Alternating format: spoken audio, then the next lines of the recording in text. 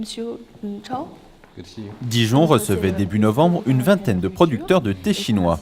Le but, prendre comme modèle la classification des vins de Bourgogne et l'appliquer au thé chinois qui présenterait de nombreuses vertus pour la santé. Il voudrait avoir une classification des thés un peu sur le même modèle que nous avons une classification des AOC des vins de Bourgogne, mais également aussi des projets dans le domaine des antioxydants, car comme vous le savez, le thé globalement est très riche en oxydants et qu'il y a des possibilités d'un bénéfice réel pour la santé humaine. D'ailleurs, les Chinois le considèrent traditionnellement comme une plante médicinale.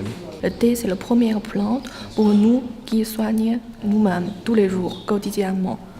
Le thé fait partie intégrante de la culture chinoise. Cet engouement pour le thé pourrait arriver en Europe à condition que des spécialistes prouvent les vertus de ce thé.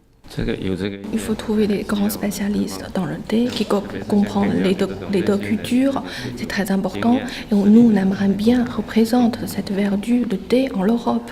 Trouver quelqu'un pourrait nous dialoguer entre la France et la Chine.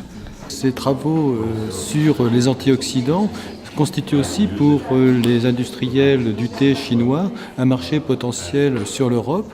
On parle beaucoup du thé vert, mais il y existe aussi d'autres variétés de thé qui sont tout aussi riches en antioxydants.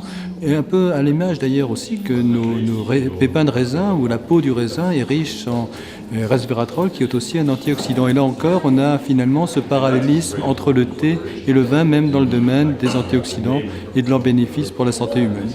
Avant que les plus grands crus du thé chinois arrivent en France, il faudra que leurs vertus soient scientifiquement prouvées par des sociétés européennes ou pourquoi pas dijonnaises.